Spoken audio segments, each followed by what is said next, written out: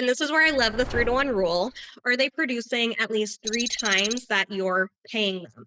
If not, something's off, either in expectations or execution. Exactly. And sometimes it's not a hiring issue, it's a leadership issue. People can't really step into their ownership if they've never been given that blueprint to win. Like I talked about earlier within earlier in my career, Yeah. I could have gotten to where I wanted to be at a lot sooner had I had that clarity. So if you want someone to truly own the role, here's exactly how you need to set them up. All right, let's get real for a moment. If your real estate team isn't scaling the way you envisioned, it's time to take a step back and reflect. Are you leveraging the right systems? Are your processes actually built for scale? And most importantly, do you have the right people in place driving those systems? If you're feeling stuck, overwhelmed, or constantly in firefighting mode, this episode is for you. And today we're going to be diving into the exact framework we use to scale teams through the power of systems, processes, and the right people. All right, welcome back to the Reside podcast. I am Lauren Holland, the Director of Team Operations at Reside, and today is a special one because I get to introduce somebody who is not just brilliant in the real estate operations space, but someone that I've had the privilege to hire, work alongside in the past, onboard, and now get to build alongside something really cool. So Brooke Riecke is here. She is our newest client success powerhouse, and she brings a ton of experience in the operations, leadership, and coaching real estate teams through scale. So Brooke, thank you so much for joining today. Thank you, Lauren. This is my podcast debut, so I'm very excited to be here today. Excited for And I do have to add, it's so full circle to be here with you right now. You and I have worked together in different lanes of the real estate world together for years now. And I consider you a friend in my personal life. So now being able to build something together at Reside is something that's really special to me. It's just been such a wonderful, like rewarding start to Reside already. And it's been less than 60 days. So I just think there's so much opportunity in real estate operations when you're focusing on the right things. And I'm really just excited to be here today and share that for our teams. Awesome. Well, we're really glad that you're here. And Brooke, before we get started, I really wanted to talk about the journey of how you got here and our journey of like how we hired for this position because um, I coach a lot of real estate teams, and that includes team leaders and their admins. And sometimes, I talk one-on-one with agents to really build production. And I just wanted to share a story that I think answers a lot of questions that team leaders have. So, my mission and the mission of my department is to really help real estate teams scale in a way that creates more opportunity for the people around them. That's what expansion's really about. So I am 8 months pregnant right now, having a baby, my first baby any day. So we needed to hire somebody excuse me, to support all of our teams, but really not just to offload those tasks to. Um, what I was looking for, I got really clear with myself, is I needed someone who could take ownership, who could go deeper than I could in training and onboarding, and who would raise the bar in client success. So, as I said, for those, that are looking to make your next hire, I got really clear. I said to myself, and you have to get really honest, and it's a hard journey and process because you have to look at, your failures or your celebrations, or I asked myself what was lacking, where are we falling short, and what kind of person would push this forward. And I was talking with Nick McLean. I don't know, this might have been back in January or February. And he goes, Lauren, hire someone that's better than you. He goes, it's going to create opportunities for you in the future. And it's also going to obviously create opportunities for this person that's going to step into this role. And you always know that in the back of your head. And you're like, ooh, okay, who is that person going to be? Because you take a lot of pride in ownership in your role, right? So Right. I was like, all right, who's this person that's going to push this forward? And, also make our founders proud. So that was a big deal. So what I personally did is I started with a job description. I said, all right, what am I already doing? What are some things that I wanted to offload. I always talk to my coaching clients about what's your not to do list. Like, what are things that just don't bring you energy that you might not be really good at? That's kind of sucking the life out of you, to be honest. And I think that's okay to get really honest with yourself. Um, Mhm. and I didn't wait until I was drowning. It was a really organic conversation because, stepping out for a few months on this new exciting journey. Um, uh, it was fitting because you're onboarding so many teams, and it was just like the right time to bring somebody else on. You know what I mean? So I created the job description. I created a 30, 60, 90-day training plan. And I made space before the pain got worse. And, we went through the interview process, and that's when Brooke reached out. It was just a sign from the universe. And we talked, we connected, and within a few weeks, we were partnering to build out new systems, uh, a tech beta rollout, and an entirely revamped onboarding experience for new clients. So I just want to say I had a coaching call last week with a team, and they were like, we're not sure if this is the right fit. And they're not doing XYZ. And I stopped myself and I said, okay, let's get really clear. What did the training look like? And they said, well, we haven't really put a lot of time in. And I said, okay, that might be the issue. Let's start there. I'm not saying this is not the right person. However, let's maybe start and like dial back the pages of what did the welcoming look like? Was there an HR process? Um, do they have a job description? Were you super clear on what this role looked like? Or when they joined, did you switch it up on them? Because Brooke, we'll get into your experience, but we've been in roles like that before. Yes, absolutely. We were very adaptable, I will say. Yeah. So, like, did you set this person up for success? It's going to be a self reflection of leadership. So, all that to say is Brooke has been with us for less than 50 days, and it feels like she's been here for 6 months. And I don't just say that to brag on her. I am. And Um, she's exceeded expectations, taken full ownership of her lane, and already made a massive impact. So that I share that because that is the power of clarity when hiring. And I have a lot of teams ask me, is this the right fit? Or I'm hiring my new admin. So Brooke, we're going to talk a lot about that. So if you're a team leader listening and you're saying, I don't have time to train someone, I'm going to lovingly call you out. Okay. You don't have a time management problem. You have a time choice problem. So when you stop making excuses and start getting really intentional, the right people will rise. And Brooke, you are living proof of that. well, thank you, Lauren. And really, that honestly means so much coming from you, especially. And it really is true. Coming into this role with that level of clarity has made all the difference for me. There's been times in my career where I've been in roles or with companies where there wasn't a clear roadmap of what success looked like. So I had to figure it out as I went. And while I eventually found my way into the role I love and that role that brings me that fulfillment and that joy, and I've paved my own way and I've learned those skills. I know I could have gotten here a lot sooner with that right guidance. So that's what was so important from day one with Reside that I had that roadmap. I didn't have to guess what success looked like. I knew what great meant in this role, not just what good or okay enough meant. It was exactly this, exactly how you win your role. And I knew how to get there. So that really gave me that confidence to take ownership quickly, to speak up when I had questions, start solving those problems instead of waiting for additional direction. And it's something I tell leaders all the time is clarity isn't just helpful, it's empowering. And when people know what winning looks like, that's where you get that clarity and they're so much more likely to rise to that occasion without your guidance. And I felt that here at Reside a lot. From the beginning, I felt trusted, equipped, expected to lead. And that's exactly what motivated me to step fully into the role from day one. Seeing that from others as well, seeing that from the culture around me and seeing everybody's clarity and direction, that also inspired me into just get moving, hit the ground running with Reside. Awesome. Well, it's also really hard too when, and leaders were always evolving. I'm always talking with my ops team about leadership is really dang hard. And I'm sure you all can relate. It's when do you turn the phone off at night? And, this agent really needs help writing a contract and you feel like you're the one who steps in, and you can, it's just setting boundaries as well.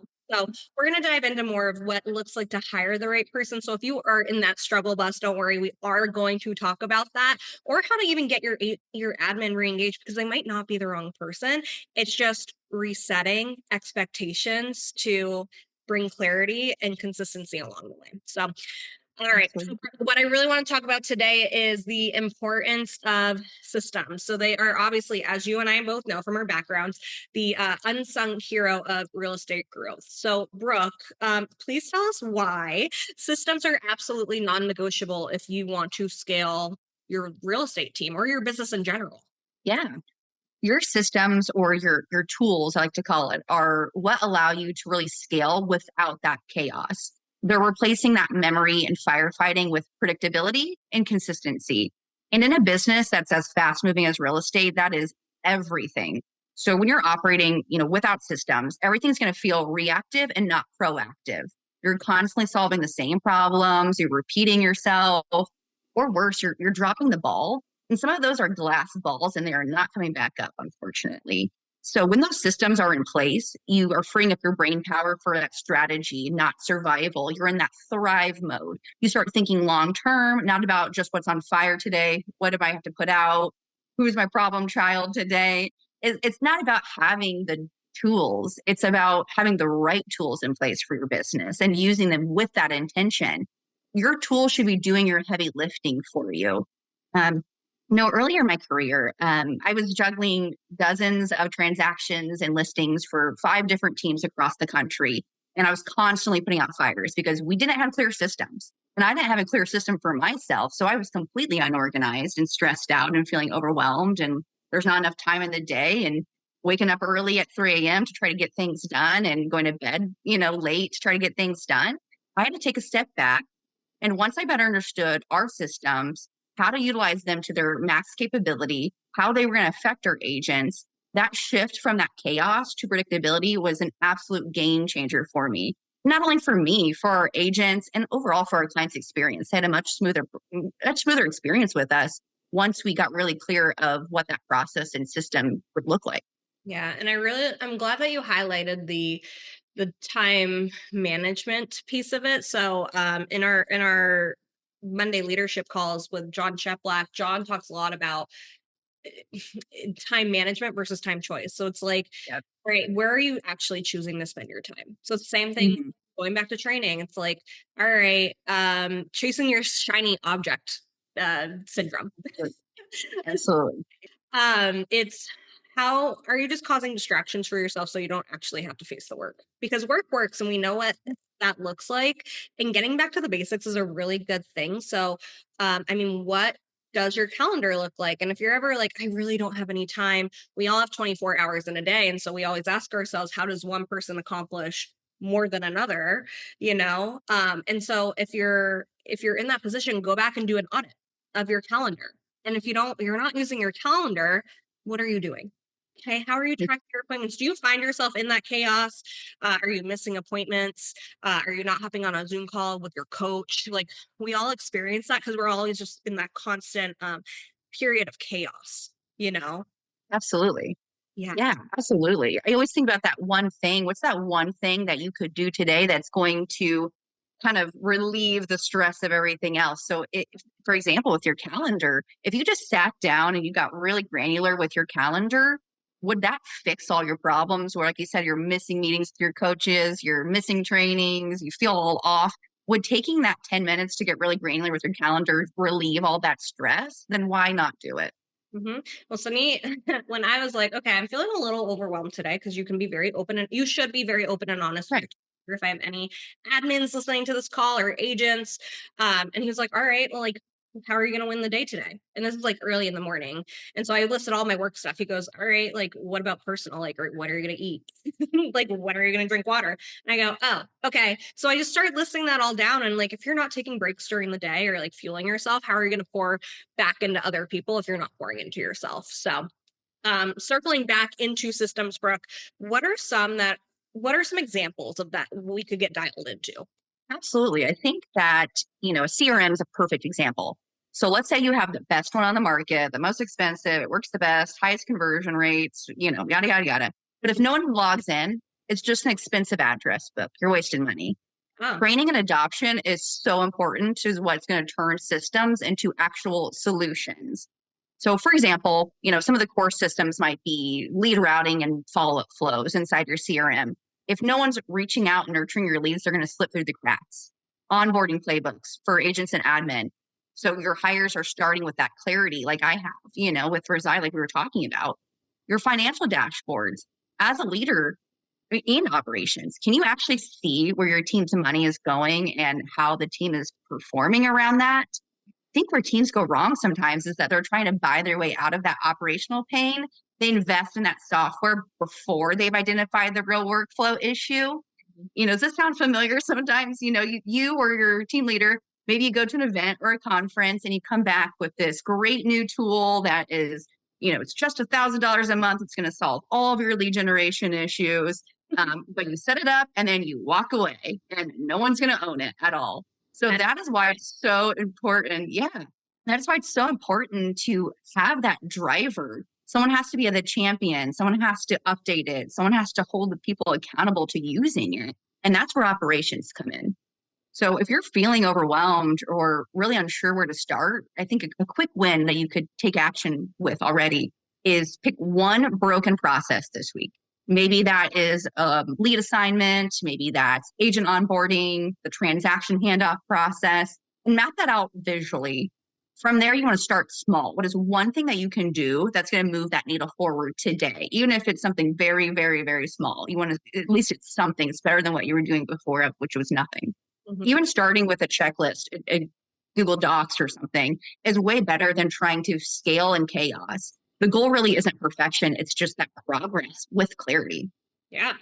Amazing. That is, Brooke, that's so good. Okay, so I just want to highlight the three places that we could start with. So you said lead routing and follow-up inside of your CRM, onboarding playbooks for agents and staff, and then financial dashboards. So you can see where everything is going. So for example, if I'm asking you, Brooke, so okay, how many files do you have under contract right now? How many pendings do you have? And you're like, I don't know. I think, Yeah, right. all right. So what I would say is let's dial back. Let's go into where are you tracking these things? A pen and paper. Okay, no. Let's get that onto at least a spreadsheet. You don't have to go buy the fancy tools or anything to start. Let's get clarity. Use AI. Have an intake form. If you have G Suite or even Outlook has forms, create a process that is scalable. Even if you're a solo agent that is looking to grow your team, start creating these scalable processes now so you don't have to, what do they say? Build the plane while you're flying it. Sometimes that does happen, especially with real estate teams, and that is also okay. But just start somewhere. Start with a spreadsheet. Eventually, you're to let more passengers on. Your plane has to be built, so you have to. It works for a minute, but you have to start thinking about scalability. You do, which goes into our next segment, and that is optimizing processes. So let's talk about that. Systems are your tools, processes are your playbook. Brooke, tell us more. How do we optimize? Yeah, totally.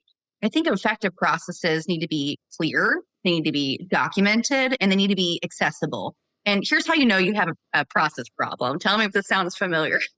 One, you're constantly answering the same questions over and over again. Number two, new hires are taking way too long to ramp up. Or number three, no one knows where to find the right way to do things. Does that sound familiar to anybody?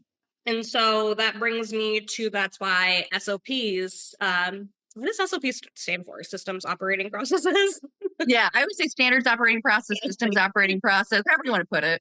That was such a pregnancy brain moment, but I just always say SOPs now. And I'm like, Yeah. where do you document? So document everything, everybody. Document everything. Even if it seems really silly, you want a process for everything because then you can also look back at what's working. Admins on this call, use AI, ChatGPT, Google the answer, go put your processes in and have it write it down, right? Yes. Utilize the technology that's at the forefront. Like we are at the forefront of the industry, and if you're not using AI, you're behind. Is that fair to say? It is very fair to say. Plus, processes should evolve over time. You need to be reviewing them often. What worked last quarter might not work today, especially in a fast-moving industry like ours, or if you're in a market that has, strong seasonality, your processes or your progress might not be the exact same. Think of COVID, for example. We were not expecting that to happen, and all of a sudden, our industry changed in a day, and everyone had to get really granular with their processes and pivot into something that would fulfill our clients' needs in that market. And your Mhm. processes don't have to be, super complicated to be effective. Some tactical tips that you can take today to start creating something would be, you can use tools like Loom, Vimeo, Zoom. Record those training videos for those like repeat questions or those like data minutes that you have every single day. And some of those programs, they have a transcript that comes along with it. You take that transcript, throw it into Chat GPT, my best friend, and have it create your process for you. And then you can store that, somewhere in like a central hub, whether it's Google Drive, Notion, whatever you might be using, so everyone knows exactly where to look. And always, always, always, it's the most important thing, include who is responsible for each step. Ownership is what's going to turn that list into real accountability. And I think one of the biggest, mindset shifts that I've had as an operator, and this is, I think, thanks to our lovely Mia, from working with her and our time together with agent coaching and that program, was I stopped thinking about documentation as extra work. I started seeing it as an investment in my future time. And yeah, and it really, it's changed. Yeah, it's changed. What? It's what you just said. One of the biggest mindset shifts I've had as an operator is that I stopped thinking of documentation as extra work. And I started seeing it as an investment in my future time. Because every time I document a process once, I'm saving myself hours later. And Mhm. now I have a visual for making it more effective. And more importantly, I empower someone else to run with it so then I can move forward with my own opportunities. So really it comes down to, two large purposes. One, you are creating that process to train somebody else. So then you have that at your fingertips and you can move on to your next opportunity within the team and grow. You don't have to Yeah. create a playbook because it's right there for you. You already have it. And Mhm. number two, I think another huge important part of documenting your process is just having that clarity. You're getting really granular. I challenge operations all the time to take their checklist or their tasks, or their daily items, and get really small with it. Take every single task and say, what's the what? What am I doing? Who owns this? How is this process working? What's the why behind it? Why am I doing this? Why is this important? And if you're not sure, that is a clarity problem that you need to understand how to move forward. And then as you move forward, you can see it's all right now, right there. You can look at it. How can I make this more effective? Can I automate something? Can I leverage it to Chat GPT? Can I leverage it to somebody else? Can I take something out? Is this even necessary anymore with the market we're in or with what we're doing right now? Or Mhm. can I add something? Is there something that's missing here that would just make that client or that agent experience that much better? Yeah. So what we're saying is getting super clear on your processes, your mission and growth statement, your standards and expectations for your team, because these give people something to refer back to and help remove those bottlenecks. And so, let's say agent onboarding, you're bringing in a new agent to the team, you're new to recruiting, and you're like, okay, what's the next step? It's what's the plan for when they first start? Do you have a agent agreement? Um, how do the leads work?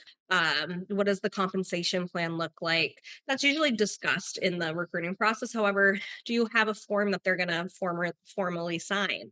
And then going back into what Brooke was saying about creating videos is like you when people say I don't have time for this or I don't have time to train, it's usually, I don't want to. Yeah. Sometimes Yes.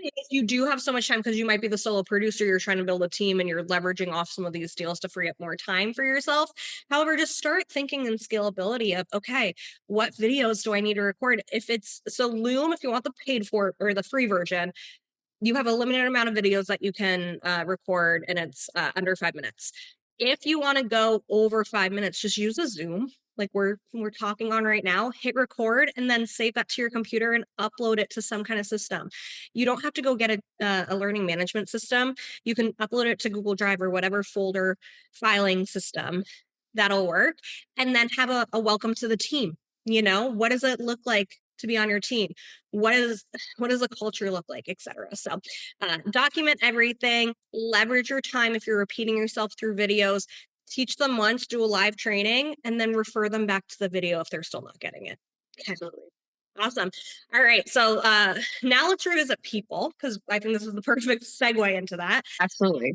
Because even the best systems won't save you if the wrong person is running them. And Brooke, you said it a few segments ago. Set it and forget it. A lot of the time we set things and forget them. So if we're not auditing our systems, we could be losing business. So Brooke, tell us about that. Yeah. So you really want those team members who are not just in the role, they're not just taking the check, but they're really owning the role. They're aligned with you, they're aligned with the team, they're empowered, and they're contributing that real value. So, what ownership really looks like is not waiting for tasks, bringing solutions and being forefront about those, knowing your lane, knowing how to run it, and raising those red flags early when something's off because you just know your role so dang well that you know when something is off with it. And then looking, not really looking for micromanagement, but looking to your team leader for that clarity and trust. Mm-hmm. And I think that's really what makes you so valuable within your role and how you earn that to keep moving forward and creating opportunities for yourself. Yeah, and I can't remember which book this is from. It might be Unreasonable Hospitality. There's so many books out there that we read, but it's make yourself we're all replaceable, right? And I don't say that in a negative connotation. You want to actually make yourself replaceable Yeah. to create future opportunities for yourself. So, like, Brooke, if I'm talking to you, I'm like, okay, Yeah. you make yourself replaceable in this role, not because we're trying to like get rid of you, Yeah. because you can keep giving yourself a growth opportunity. Um, so I want to say that. And this is where I love the 3-to-1 rule. So are your team members or your staff, are they producing at least 3 times what you're paying them? And if not, something might be off, because you can get that out of your staff with the right support and guidance and clear expectations. And this is where I love the 3-to-1 rule. Are they producing at least 3 times that you're paying them? If not, something's off, either in expectations or execution. Exactly. And sometimes it's not a hiring issue, it's a leadership issue. People can't really step into their ownership if they've never been given that blueprint to win. Like I talked about earlier within earlier in my career, Yeah. I could have gotten to where I wanted to be at a lot sooner had I had that clarity. So if you want someone to truly own the role, here's exactly how you need to set them up. One, start with a clear job description so they know exactly what success looks like and they know of your expectations. Hmm. Two, you want to give them a 30, 60, 90-day plan with defined outcomes, not just tasks. You want to have, here's the goal, here's how we're measuring it, and here's the outcome of this. And then you want to create your regular check-ins where, your people can grow, they can stretch, they can start stepping into the leadership and you can get that feedback. And I'll say this from personal experience. When I came into Reside, I was handed that roadmap. I was handed all that clarity. And that just gave me so much confidence to move fast, to make decisions, and deliver that value from day one. Again, clarity isn't just kind, it's truly empowering. Hmm. And something I always say is know the numbers. I think we talked about that. If I'm Yeah, asking you how many pendings do you have, how many closings do you have this month, it's really powerful having that data. And especially if you're having an agent one-on-one and you're like, how do I approach this? Because Mia and I have talked about this in previous podcasts, but a lot of the time we'll hear my agents are lazy or they're not doing it. They don't want it. We can't want something more for somebody than they want it themselves. So absolutely. numbers take the emotion away from that conversation, because if you're presenting that data, hey, what got in the way this week? Like, how are you doing? Just coming from curiosity and that love and support, there is a way to have that conversation without coming down on them. It just depends on the personality. Yeah, Some people truly do need that, like, you're not doing it, XYZ, and that's okay. Just like know your team, ask them how they want to exactly. be accountable. But let's really shift into that measurement piece, Brooke. What should teams be tracking to know if their systems and people are working? You have to start with the end in mind, in my opinion. So, what does success actually look like for this role or for this system? What's your end goal? From there, you want to track what truly matters. Some key metrics I think that I regularly focus on with my clients is agent activity and follow up inside CRM. We've mentioned it, but are leads being nurtured or are they just falling through the cracks? That's money just going down the drain for you. Your cost per lead and your ROI by your marketing source. So where's your budget working the hardest and is it giving you that return? Your time from contract to close, are the deals flowing smoothly? Your percentage of tasks being completed on time in your workflows, whether that's an onboarding or your transactions, is that process working as you planned it to? Hmm. And they also help you pivot early before little problems turn into big ones. Exactly. Metrics is going to what it give you your visibility, your insight. Without them, you're basically scaling blind. Imagine putting on a blindfold as you leave your house and driving to the grocery store. Eventually, you've done that drive before, but eventually you've gotten there, but eventually you're going to crash. So I think here's that mindset shift is you want to use your data to coach, not criticize. Exactly like Lauren was saying. You want to come from that curiosity, look for those patterns or those bottlenecks and ask yourself, is this truly a people issue or is it a system breakdown? And that's how you're going to really move forward from firefighting to that proactive leadership. So good. So we've talked about you're like hiring the right people to start. And then we talked about building these systems and processes and optimizing them, and hiring the right people and how to even get people re-engaged. So leaders, this part is specifically for you. And I want to remind everyone that we all can be leaders. So whether you're a team leader, an agent, an operations that is just starting, or you're you've you're a veteran admin. Let's talk about your role in all of this. Definitely. Leadership, I think it's important to know leadership is not about doing everything. A lot of leaders want to have their hands in every single cookie jar, but it's really about creating that container where your team can succeed. If your team is feeling confused, overwhelmed, behind, it's the time to really zoom out and ask yourself, where's that gap? Is it in the expectations? Is it in the tools? Is it in the coaching or training? Some practical habits I think I've found, invaluable for myself would be, or in my past career, has been like weekly accountability huddles, for example, for the team and for the operations to keep everybody in line and making sure that there's a specified rhythm to that people can expect and having that consistency. Also, another piece has been monthly audits of our systems and tasks so we can catch those problems early. And then another piece too has been scorecards or like dashboards that actually get reviewed, not just ignored. They're not something you just delete from your email or you just scroll past real quickly. Yeah. The numbers are there and numbers do not lie. Yeah, and I want to go back into auditing your systems. We're not talking about go into every single thing every single month. You know, transaction coordination and listing management. Have your lead administrator go who's owning that. I guess the whole point of this is whose lane is this? Who Yes. owns this? And if that's not clearly defined because either multiple people are doing it and that causes duplication, or no one's doing it because we set it and forget it.